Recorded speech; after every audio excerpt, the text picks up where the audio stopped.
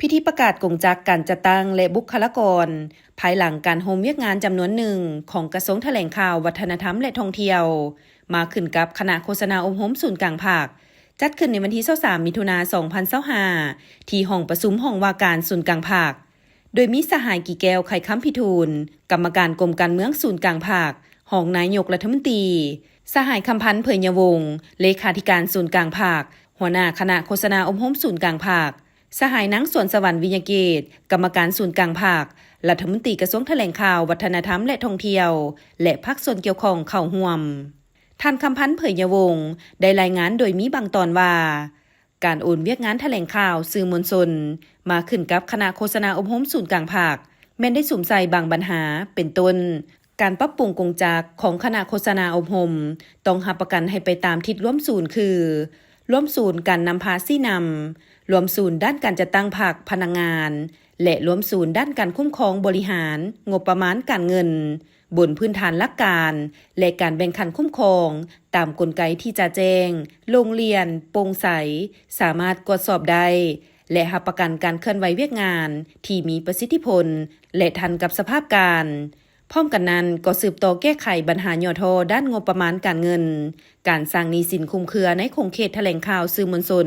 ให้ตกไปเป็นก้าวๆสำหรับโครงประกอบกงจักการจัดตั้งใหม่ของคณะโฆษณาอมโหมศูนย์กลางภาคเสนอคันเทิงหักษาไว้14กรม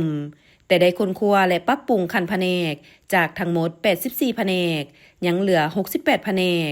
ลดลง14แผนกและในต่อหน้ายังจะสืบต่อปรับปรุงเวียกงานคันแผนกให้ไปตามทิศกระทัดรัดและมีประสิทธิภาพสำหรับทิศทางเวียกงานจุดสุ่มในต่อหน้าคณะโฆษณาอมโหมศูนย์กลางภาคจะสืบต่อศึกษาอมโหมนำพาการเมืองแนวคิดให้พนักงานราชการสมาชิกพรรคให้นักแน่นมีความสงบอุ่นเอียนในการปฏิบัติหน้าที่เวียกงานให้เป็นระบบต่อเนื่อง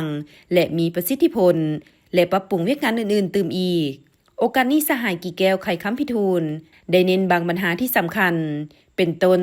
ให้คณะโฆษณาอมโหมศูนย์กลางภาคสืบต่อสุมใส่ปรับปรุงกงจักการจัดตั้งที่มีเวียกสื่อมวลชนหรือเวียกแถลงข่าวให้สำเร็จโดยไวเพื่อขับเคลื่อนเวียกงานให้ต่อเนื่องและมีผลสำเร็จที่พ้นเด่นขึ้นตื่มโดยศึกษาอมโหมการเมืองแนวคิดพนักงานราชการให้เข้าใจแจ้งตื่มเกี่ยวกับจุดประสงค์เป้าหมายของการปรับปรุงกงจักการจัดตั้งในครั้งนี้ซับซ้อนจัดวางบุคลากรเข้าบรรดาตำแหน่งงานให้แทดเหมาะกับความรู้ความสามารถตัวจริงของพนักงานแต่ละคนจัดตั้งแบ่งเวียกแบ่งงานและความรับผิดชอบภายในคณะภาคคณะนำขึ้นใหม่เพื่อให้สอดคล้องตามโครงประกอบกงจักที่ได้ปรับปรุงใหม่และดำเนินตามระบอบแบบแผนการนำพาให้แท้เทิงเป็นปกติ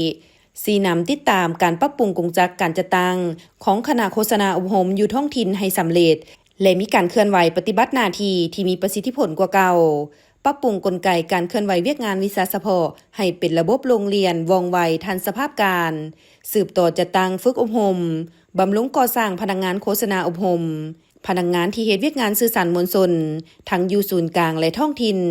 ให้มีความรู้ความสามารถสูงมีความชำนาญงานหรือเป็นมืออาชีพเพื่อตอบสนองความเพียงห้องต้องการของหน้าที่การเมืองโดยเริ่มจากการฝึกอบรมวิสาสะเพาะอยู่ภายในเป็นต้นต่อจัดตั้งศูนย์เรียนทฤษฎีการเมืองอย่างเป็นระบบต่อเนื่องทั้งอยู่ภายในและต่างประเทศและอื่นๆ